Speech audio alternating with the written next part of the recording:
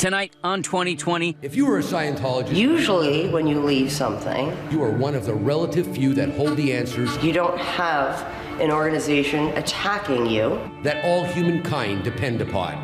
Following you. You mean something like this?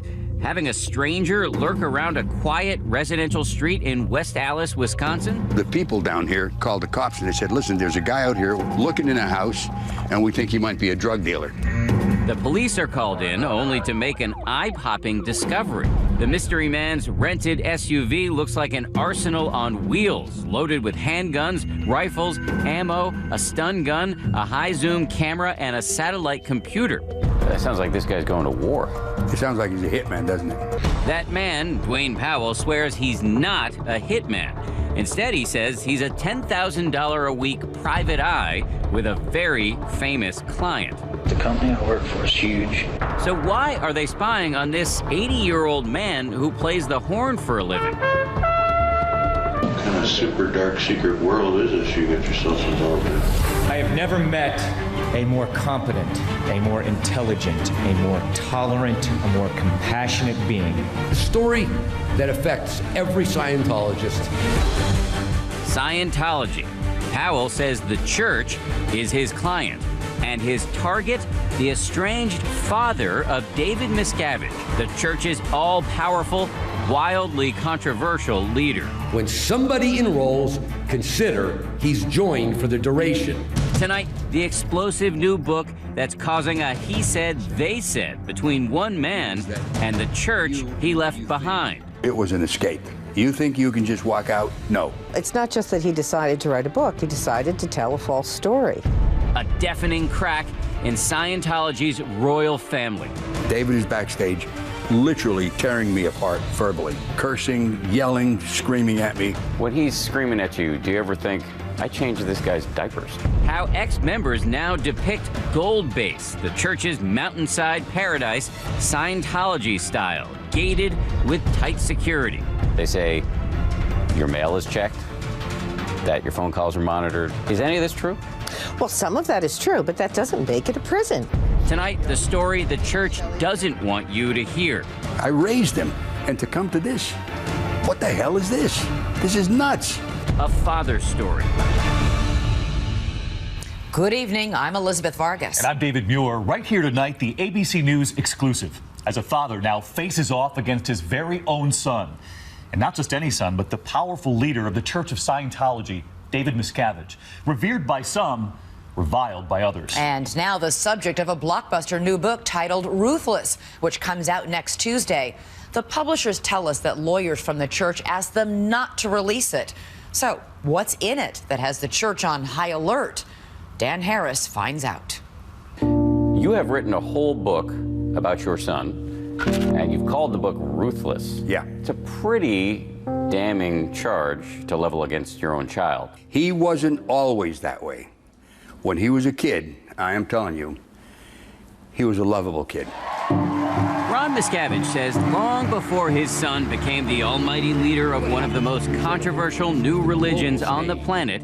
How much must one do to call themselves a Scientologist? Before all those speeches to cheering crowds of believers, and before all that elbow rubbing with celebrity Scientologists such as Tom Cruise, John Travolta, and Kirstie Alley, David was just a regular kid growing up in this middle-class neighborhood in Willingboro, New Jersey. They had 4 kids over there.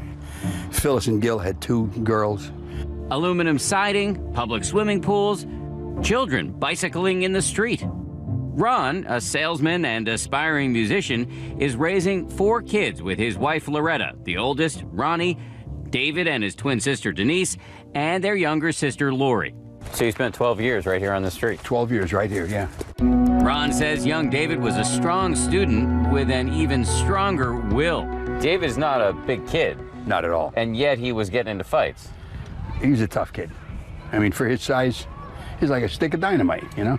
In your book, you describe him having a habit of saying not so kind things about other people, even as a boy. Yeah. It seems to me from reading your book, to you, in hindsight, that's a bit of a red flag.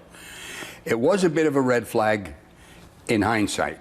But at home, it's not as if Ron himself is receiving world's greatest dad coffee mugs on Father's Day. Marriage-wise, we didn't have a great marriage at all. We had strife, and there was some domestic abuse, which I don't ever feel good about, and I don't think you can make excuses for that no matter what or how much time goes by. When you say domestic abuse, what do you mean? I'd strike her. I'd hit her in the arm or something like that. In front of the kids? And in front of the kids, yeah. Ron's mea culpas notwithstanding, the church says his acts of domestic violence are much more serious and more frequent than he admits. In fact, the church says the book, co-written by another former church member who's now a fierce critic of church management, is filled with half-truths and outright lies. It's, in my view, a literary forgery. The church rarely grants on-camera interviews, but it's taking Ron's book so seriously that it dispatched attorney Monique Yingling to discredit the author. What has David Miscavige's response been to this book? Well, I think he's, on a personal level, I think he's probably very, very sad that his father would do this. There seems to be no explanation except that his father is trying to make a buck off of his name. This unusual family history and subsequent family feud was set in motion in 1968 when Ron first hears the word Scientology at a business meeting. What was it about the word Scientology that got you so interested? I don't know, but it did. All I heard was Scientology, and I thought, what is that?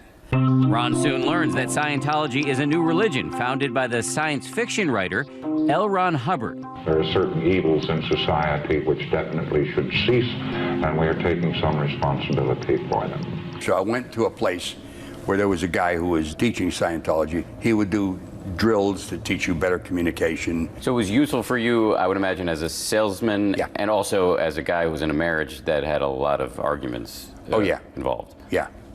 And he says Scientology works wonders for him. Soon he starts paying for one of the central practices of the faith, a sort of counseling called auditing that uses a Scientology device called an e-meter. Look, I didn't know what I was looking for. I knew I was looking for something.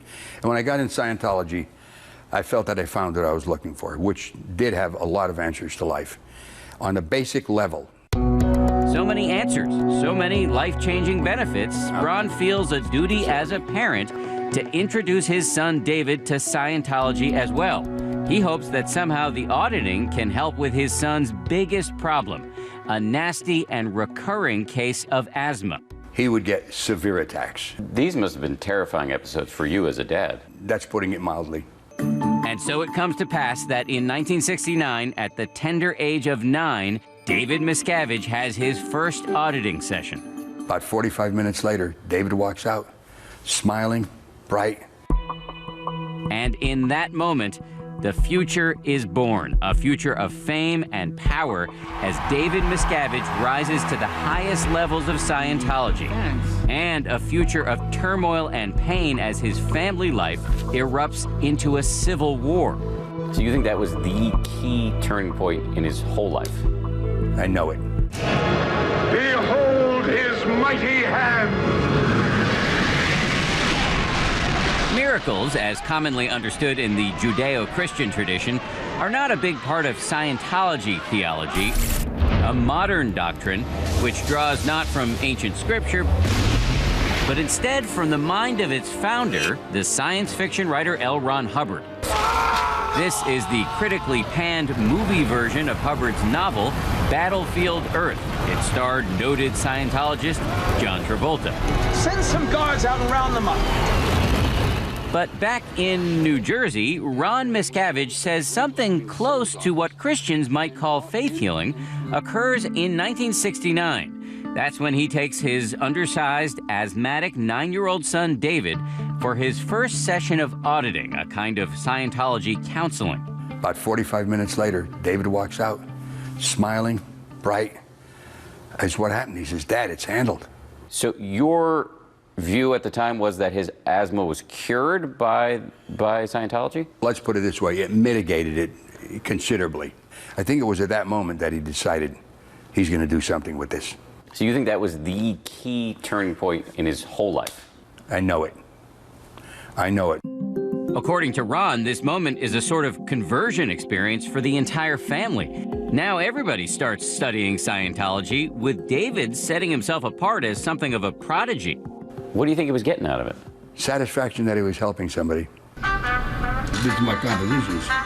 By the year 1975, Ron's music career hits a high note. He even puts out this rather groovy album, while David's Scientology career is really taking off. He's now a young auditor, and he decides to join the church's priestly order, the Sea Organization, or Sea Org. The group's distinctive look, medals, gold ribbons, and dress whites were modeled in part on Hubbard's own time in the U.S. Navy. He said, I want to go and help L. Ron Hubbard. And I thought to myself, hey, I'd be pretty proud of him. So I said, okay, I'll help you whatever I can. David heads to Scientology's spiritual headquarters in Clearwater, Florida, which involves signing a billion-year contract, meaning you agree to work for the Sea Org in your future lives. While in Clearwater, he meets Lois Riesdorf, who says she recruits David to join the Commodore's Messenger organization, L. Ron Hubbard's personal elite unit within the Sea Org. He was very, if I could say, gung-ho, had a lot of spark. When he was 16, he was a climber. He wanted to be at the top. And he gained a reputation of being really tough, like you didn't mess with him. Pretty soon, David finds himself in the orbit of the founder, L. Ron Hubbard, who has gone from writing science fiction to writing volumes of sacred Scientology texts. Teenage David moves west without his family, where Hubbard, sometimes known by his initials LRH, is building secret new bases and shooting Scientology training films. Dave ended up being a cameraman, but in the beginning, we used to call him the Kid, and LRH would call him the Kid. While Ron Miscavige is back east selling cookware and cutlery, what his son is doing during this period of time is a matter of intense dispute. The church is adamant that Hubbard decided early that David Miscavige would eventually succeed him. There never ever was any doubt whatsoever that Mr. Hubbard intended Mr. David Miscavige to be the leader of the religion after he had departed this life. That's not how Lois Riesdorf remembers it. She says Hubbard wanted the church to be run by a committee after he died, not one person. But Riesdorf says after Hubbard goes into seclusion in 1980, Miscavige's influence and power grow unchecked as he evolves from the Commodore's messenger into a gatekeeper. He started to get power and started to pull in people onto his side. And it ended up being like a coup, where you had half of the management took over and kicked out the other half. Riesdorf says she is part of that other half and that she's relieved of her executive duties. It was a betrayal. In the book, you say that your son really developed a taste for power in the Sea Org. There were no checks and balances on him at a certain point where he could just go ahead. He just assumed that power. The church says neither Lois Riesdorf, who they say was expelled in 1982 by Hubbard personally, nor Ron have first-hand knowledge of these events. Instead, they point out that during this time period, Ron is dealing with his own serious issues. In 1985, Ron is arrested in Pennsylvania and charged with attempted rape, which Ron says is a case of mistaken identity. David arranges for his father's defense. He said, listen, you're not on your own. They're going to take on the whole Church of Scientology. The charges are dropped after a pretrial hearing. And after it's all over, Ron says he owes it to the church to join the Sea Org himself. I could have possibly been convicted of something that I didn't do and end up going to jail. I feel I have to help him. David told him that his father needed to turn his life around. Despite the fact that in a 2012 article in the Philadelphia Inquirer, the church called Ron the victim in this case, Scientology officials are now playing a different tune, accusing Ron of deliberately playing down the seriousness of the charges. The church has gone from calling Ron Miscavige a victim, in the words of the church, to now raising questions about whether he's whitewashing the whole thing. So the only thing that's changed between now and then that I'm aware of is that Ron decided to write a book. Well, it's not just that he decided to write a book. He decided to tell a false story. What is not in dispute is that in 1985, Ron moves to California, divorces his wife, and dons the uniform of the Sea Org.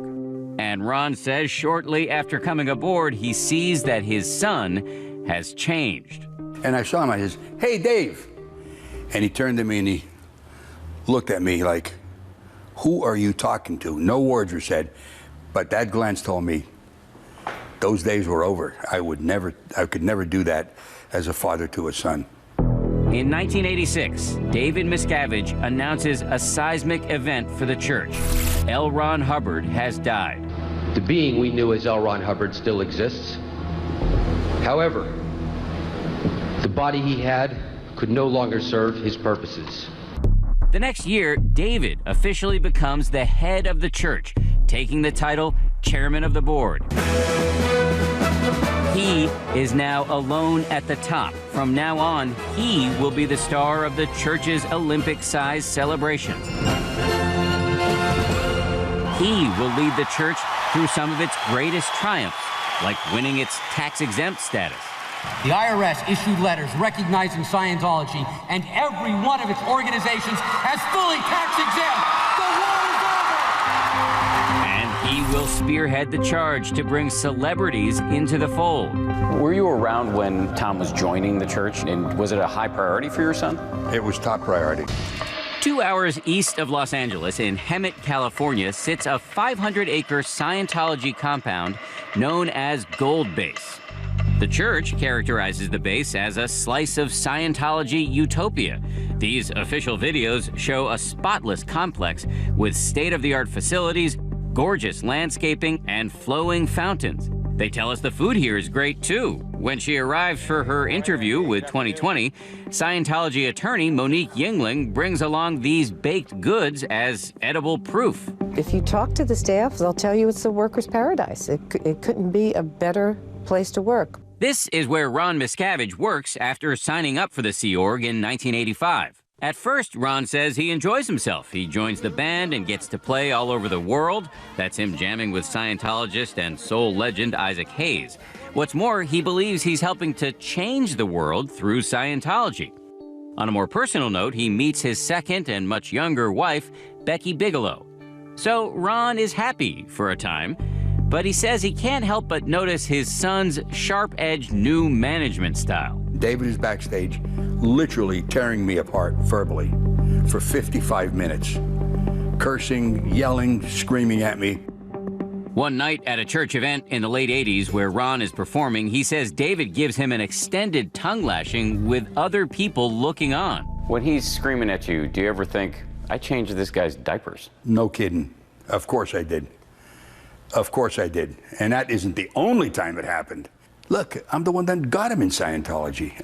I raised him, good or bad. And to come to this, what the hell is this? This is nuts.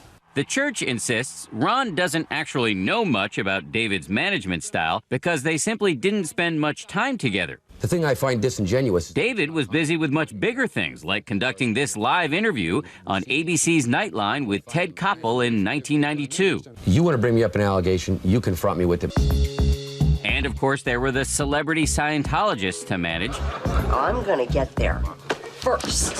Like King of Queens actress Leah Remini, now a vocal ex-member who published her own memoir about her life in the church, Troublemaker, last year. I think David Miscavige loves his position and power, and he uses that power to hurt people and comes down hard on anybody who questions him. Leah is a big deal, but there is no more prominent celebrity Scientologist than Tom Cruise, with whom David bonds in 1990 during the filming of Days of Thunder. What's the relationship between your son and Tom Cruise? Tom Cruise thinks that David is the top Thetan, or top spiritual being on this planet. The top spiritual being on this planet? Yes, now that L. Ron Hubbard is gone. They're like the best of buddies. What is the difference between being a Sea Org member and being a celebrity in the church? Well, it's like, you know, getting to be at the cool table. For those not at the cool table, life at Gold Base can allegedly be more harsh than these glossy church videos might suggest. By 2006, Ron and Becky move on to the base, as most staff members are told to do, and soon, he says, they start chafing at some serious restriction. I'm living on a compound where your mail going out is read before it's sealed and sent out, where before you get your mail, it's opened and read before you get it. And your phone calls? Phone calls, you're on the phone, somebody else is listening on an extension. I was in charge of the security in all aspects for every acre of property here. When 2020 visits Gold, we bring along Gary Moorhead, a former Scientologist turned critic, who says he was once director of security for the church. I would go through people's personal belongings out at their birthing, where they slept, obtaining bank records, date of birth, passwords, any personal information, where their family addresses were. Former Scientologist Mark Fisher says when he tried to leave the church in 1990, his one-time roommate, David Miscavige, exploded. He was kicking, pulling at me, pulled my hair, punching at me. I have no idea how long it went on. Finally stopped. And then I reached behind my head because it felt kind of moist, and I pulled my hand back, and my hand was bloody. And I said, you made my head bleed. We spoke to a man named Mark Fisher who claims that in the summer of 1990, David grabbed him by the throat and kicked him and punched him. To your knowledge, is any of this true? Not that I know of. But we have heard from numerous former staff members that David Miscavige has at times punched, kicked, and even choked Scientologists. To my knowledge, that is not true. Why do you think they're saying this? Because I think they believe it is a way to somehow get at David Miscavige. He is so caring. The church sent us 126 interviews they recorded with their parishioners praising their leader. He has a heart of a lion. Dedicated to our religion. Mr. Miscavige is an amazing person. I will love him forever. I couldn't. Ron's testimony is different. He says by the late 2000s, the crushing workload, the discipline, and lack of sleep on the base become unbearable. The church rejects those claims, telling us long and hard hours and a restrictive lifestyle are part of the mission Sea Org members sign on for in those billion-year contracts. They're very proud of what they do, and they may work hard, they may work really long hours, even longer than we do, but they enjoy it. As for Ron, he was working with first-class musicians in one of the best studios in the world. He had nothing to complain about. To prove it, the church has provided 2020 with pictures of Ron at leisure, enjoying fancy birthday meals provided by his son, and even getting a car for his birthday from David and his 2 daughters. My name is Peter Schless. I'm a songwriter. The church also sent us video testimonials from Ron's former bandmates. Ron was an embarrassment to me, personally. And letters in which those band members call Ron lazy, say he used racial and ethnic slurs, was a poor musician, and a disgusting pig. Do you know of any other church that criticizes former members in the way in which Scientology does? Well, I think it all depends on the circumstances. Certainly, you see that happen with respect to the Vatican and so on. When the Vatican gets attacked, I mean, they have something to say about the attackers. If somebody leaves the Catholic Church, do you really think they're going to be on the receiving end of this level of vitriol? Because people leave and criticize the Catholic Church all the time. Yes, exactly. And I do think that if people in the church are asked for their opinion of this particular person, that you may well get the same kind of criticism. But it's not as if the people were just randomly asked. This is the church itself asking its parishioners, videotaping it, and giving it to ABC News. Well, again, the facts are what they are. Ron points to this video saying if he was as bad as his former colleagues now say, why then was he allowed to play at this birthday party the church threw for Tom Cruise aboard its luxury ship, the Freewind? There's David and Tom rocking out while Ron performs. Looks like fun, but Ron also remembers a much less pleasant aquatic experience. He says he was subjected to a practice called overboarding, a disciplinary measure in which a Sea Org member in trouble is thrown into the water, clothes on. It can be done with respect to one individual if there's, some sort of an ecclesiastical discipline thing, or it can be done as a group. The church says overboarding is voluntary. Ron disagrees. I'm going out there and I'm thinking to myself, this is straight lunatic asylum stuff. This is going to make me better. The only effect it had on me is make me all the more want to possibly get out of there. And that is exactly what Ron and Becky decide to do. It's Sunday morning, March 25th, 2012, and Ron Miscavige and his wife Becky are attempting what they describe as one of the riskiest moves of their lives. When you were pulling up to the gate, was your heart pounding? I would say so. I would say that that was like a moment of truth for me. For months, they say they've planned what they call their escape from Gold Base by conditioning the guards into letting them make regular Sunday trips to the music studio across the street. And it all comes to a head when Ron drives the Ford Focus his son gave him up to the security gate. He presses the button, and to his relief, the gate opens. I drove out slowly so it wouldn't arouse suspicion. When I turned left, I put my foot right to the floorboard. I knew we were free. I knew they couldn't catch us. What was it like in this car? I'll tell you what it was like. Let's say you were under a pile of rocks. It was like all of a sudden, it was gone. The church scoffs at the idea that this was an escape. It is not a prison. People can come and go as they please, and they do. You call it an escape. Was it really an escape? As opposed to what? Just leaving. No, it was an escape. You can't leave. You think you can just walk out? No. You will be stopped. I escaped. I wouldn't open up the gate. I'd send my rover guard down there to meet up with him face to face in case he started scaling it, and I'd try to calm, cool, and collectively talk to him on the intercom. Gary Moorhead, the former security chief at Gold, says he had many ways to discourage would-be deserters from leaving and ways to track them down if they did. Nobody would ever try to scale the mountain because it takes you nowhere. We'd figure out how much time they've been gone, you know, when they were last seen, how far away could they be. The amount of sheer pressure that I would get until that person was back here was incredible. Once Ron and Becky are off the base, they drive for 3 days, heading straight to Wisconsin, where Becky's mother lives. What were those first few hours and days like? Undescribable. Undescribable. When Leah Remini hears that Ron, the chairman of the board's father, has left, she reaches out. I tracked him down. I called him, and I offered my support immediately because I know he must have felt alone when leaving, and I just wanted him to know that we were willing to take them in. That's a big offer. What made you feel motivated to do that? Because there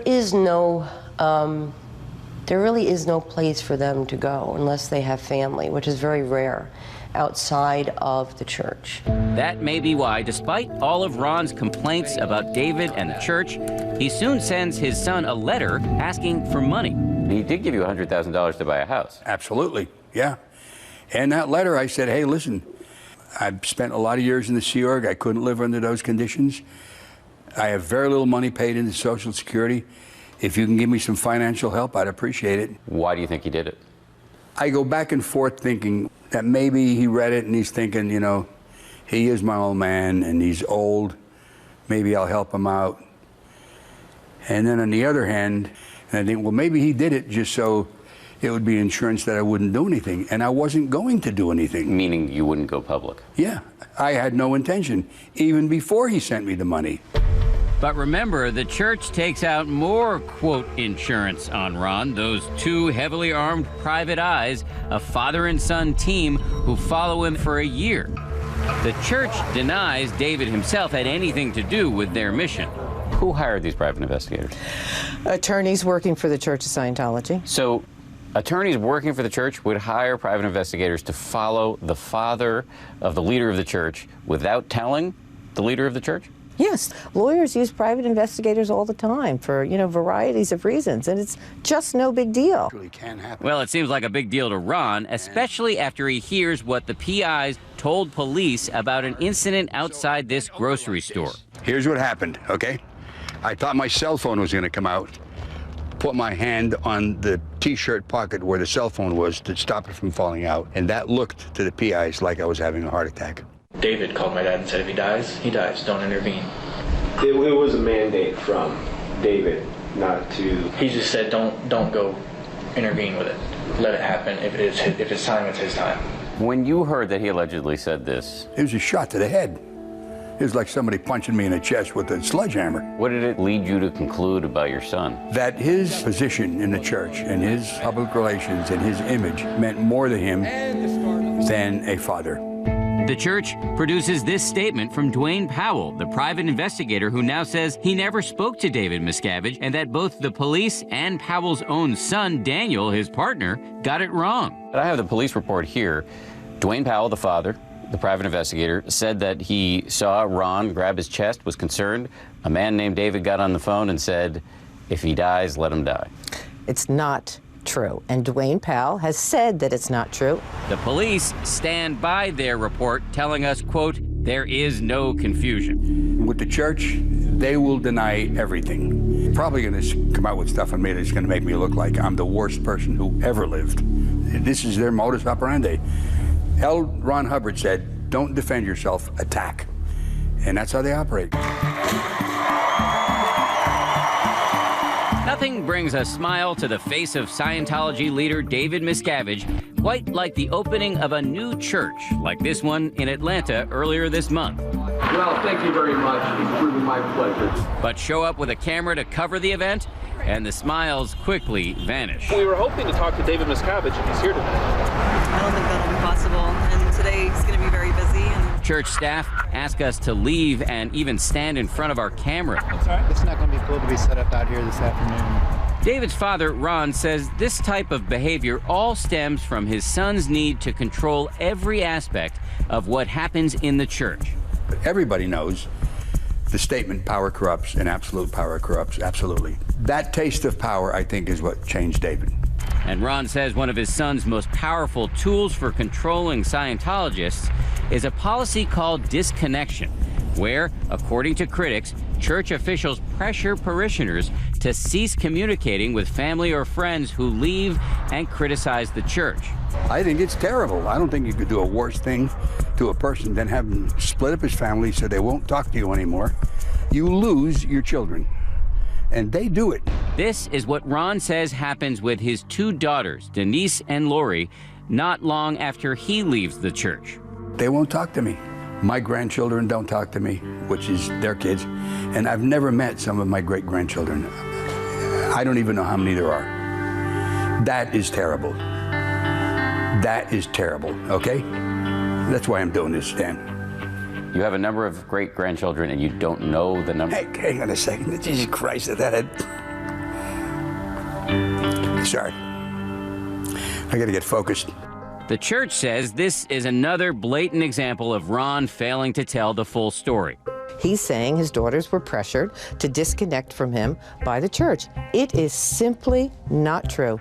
Ron's daughters declined to give an interview to 2020, but in written declarations, they tell us they had good reasons to cut off all ties with their father. Ron's daughters have relayed that they grew up in a house that they would call a chamber of horrors.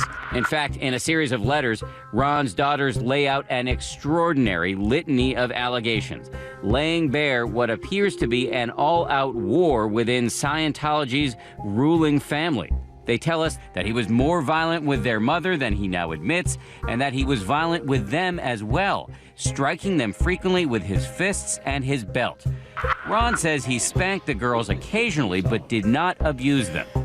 I never thought that they would resort to this.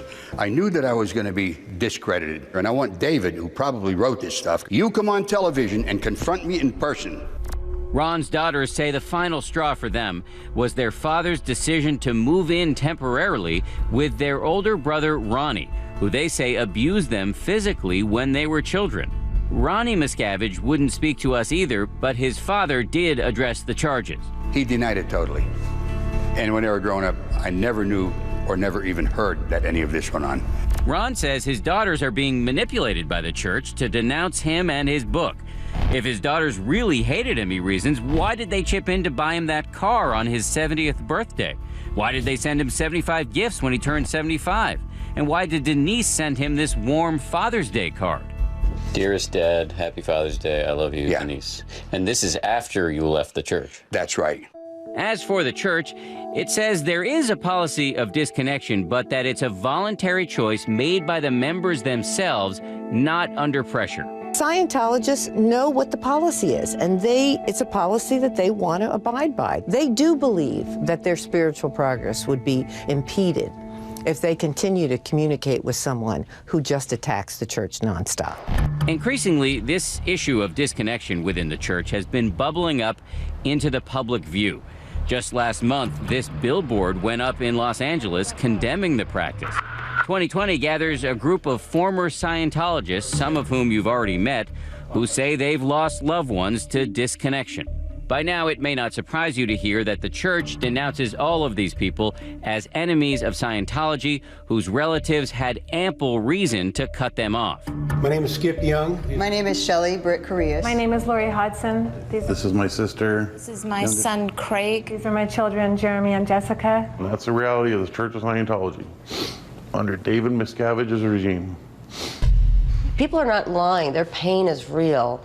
Their daughters are not talking to them. Their sons are not talking to them. There are people who don't know, have never met their grandchildren. This is real. It's a real thing. Coming up, a special reunion and Ron's message for his son. After everything that you say has happened, after all of that, can you forgive him?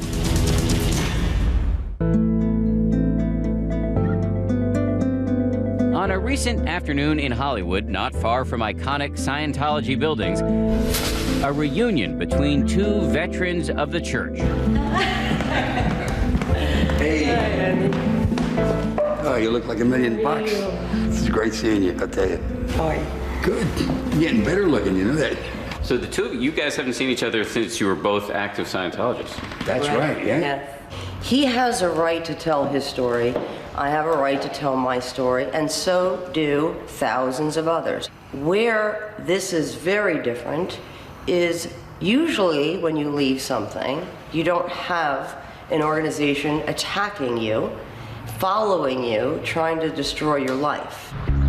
Back in Wisconsin, in the little brick home his son bought for him, Ron now spends most of his time with his wife and with his first true love, music.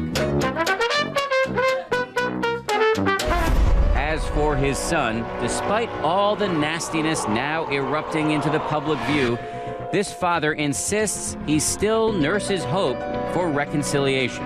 After everything that you say has happened, can you forgive him? Yeah. It's the only way anybody can move forward. Ron said that he forgives his son. He has nothing to forgive. His son has done nothing to him but care for him. Do you still love him? Yes. Hard to believe, isn't it? If he were here, and if he would do it, I'd shake his hand and I'd give him a hug.